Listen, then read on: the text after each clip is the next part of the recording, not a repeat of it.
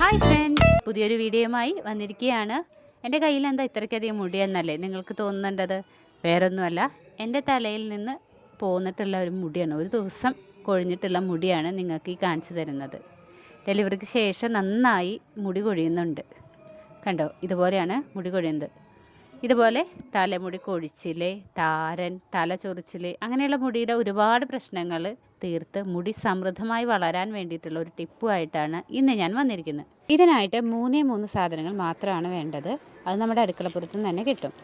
ആദ്യം വേണ്ടത് ഇഞ്ചിയാണ്. ഇഞ്ചി ഒരു ചെറിയ കഷ്ണം എടുക്കുക. പിന്നെ 4 ചുവന്നുള്ളി, 4 5 ആയാലും കുഴപ്പമില്ല, അതെടുക്കുക. എന്നിട്ട് തൊലി കളഞ്ഞ് നന്നായി വൃത്തിയായി കഴുകിയതിന് ശേഷം നമുക്കൊന്ന് ചതച്ചെടുക്കാം. ഇതുപോലെ ചതച്ചെടുക്കുക.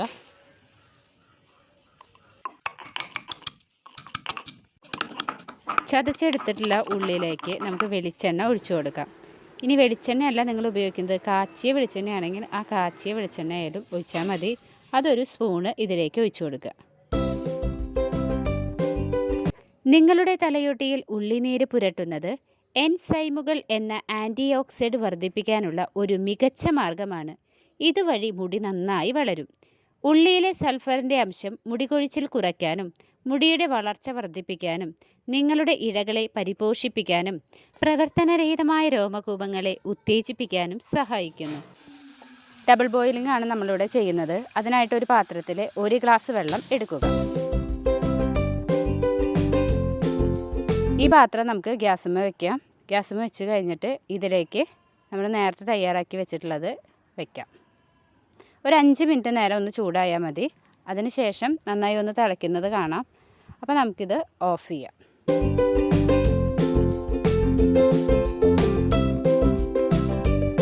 ഓഫ് ചെയ്തതിന് ശേഷം അപ്പം തന്നെ നമുക്കിത് ഉപയോഗിക്കേണ്ട ആവശ്യമില്ല. ഇളം ചൂടിലാണ് നമ്മളിത് തലയോട്ടിയിൽ അപ്ലൈ ചെയ്യേണ്ടതുള്ളൂ.